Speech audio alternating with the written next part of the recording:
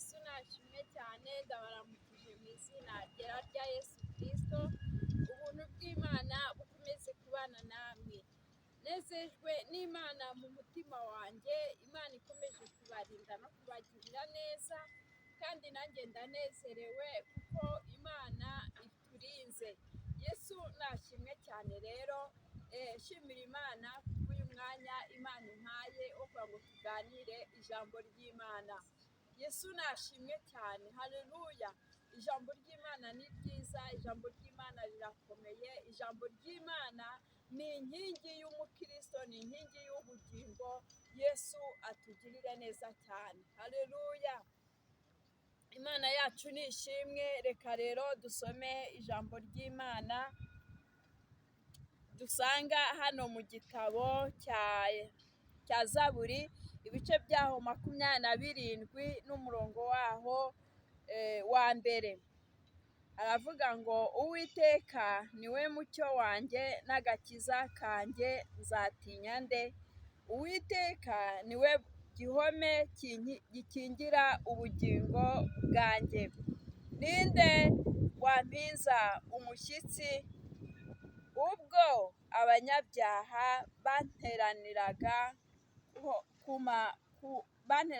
banteraniraga kumaraho, ariko abanzi banjye n'ababisha banjye barasitaye baragwa. Naho ingabo zambambira amahema kuntera, umutima wanjye ntuzatinya. Naho intambara yabaho, no muri yo nzakomeza umutima. Imana yacu ni ishimwe cyane, haleluya, haleluya.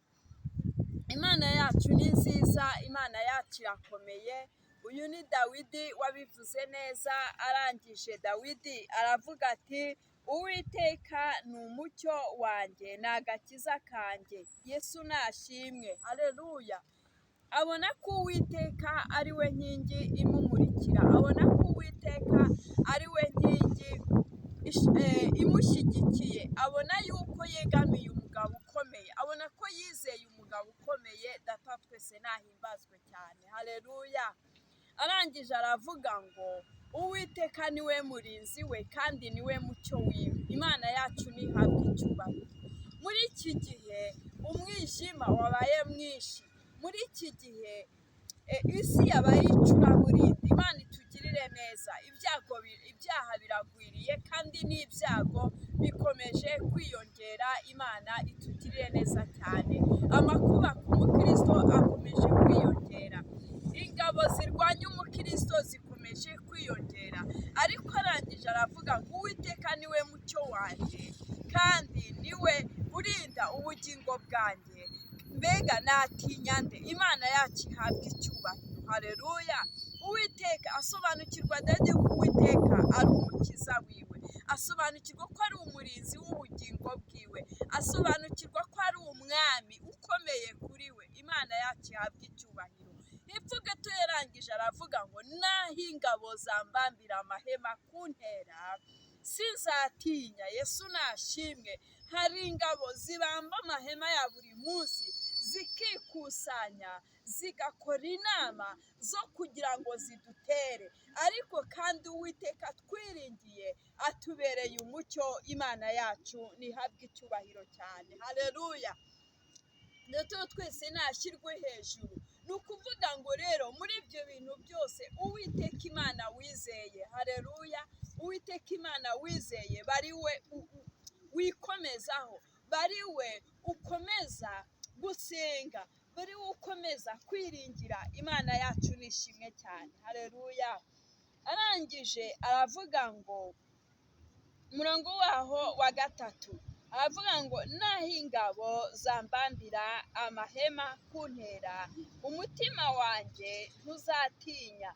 Naho intambara zambaho, no muri yo nzakomeza umutima. Imana yacu ihabwe icyubahiro.